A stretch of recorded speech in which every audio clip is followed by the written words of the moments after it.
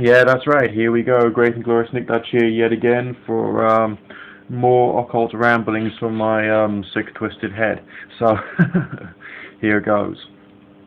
Yeah, just been watching Venus Satanas' video on Goetia.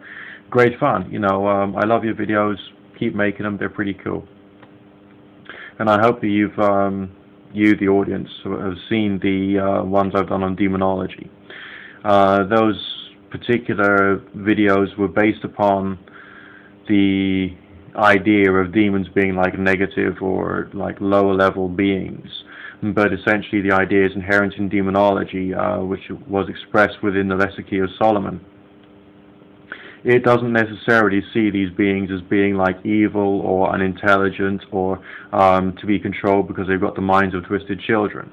There's another interpretation too, which is worthwhile bearing in mind.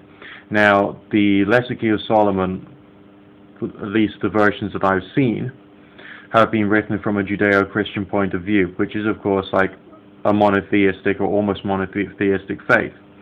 The sigils themselves, the 72 spirits of Solomon, are in fact variations on deities. For instance, I'm sure I've mentioned before, Floros or Heres, depending upon which book you've read, is Horus.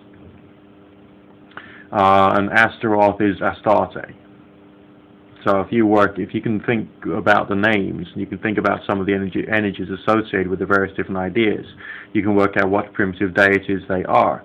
So is there anything really negative about the like demonology stroke Goetia type style of things? No, not really.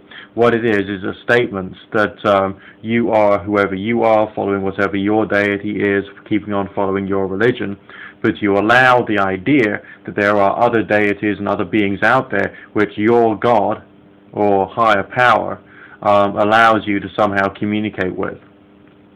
And therefore you have the God-given rights to interact with these beings and either command them if you see yourself as superior to these things, or to work with them in some other way to gain like divinations or oracles from them, and so on and so forth. Naturally,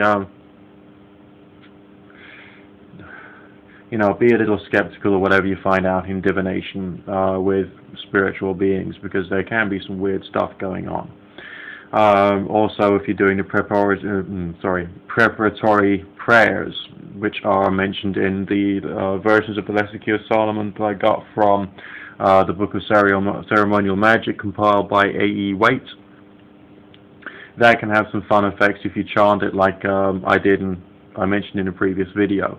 I actually had some vivid visualizations, vivid hallucinations of a dark spirit standing outside my patio windows, staring in at me. But I've also had a light spirit on the inside. I've seen in my vision a light spirit on the inside who's actually seems to be like being protective and being useful.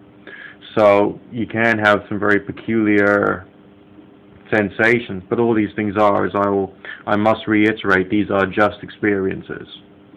That the demonology stroke Goetia type methodology is a statement that you are yourself, you are following your own religion, that's okay, but you allow yourself to believe that there are other divine and or spiritual beings about, and you can speak to them. There are some other videos somewhere out there on YouTube which are made by a guy from the Temple of Astarte, in which he points out that once you summon your spirit, you apologize to them for summoning them to you, because of course if you are of any particular religion and you're summoning the conscious spirit of another religion, then that religion might get a bit pissed off, okay, or that spirit might get a bit pissed off, or that egregor might get a bit pissed off. So you apologize to it, which is an interesting turn of events, turn of the way that you can see these things. So again, just experiment. Remember, all the magic seems to happen in the prayerful, reverent state. So if you can master that, you're more or less sorted. Okay, so have fun summoning spirits. Bye for now.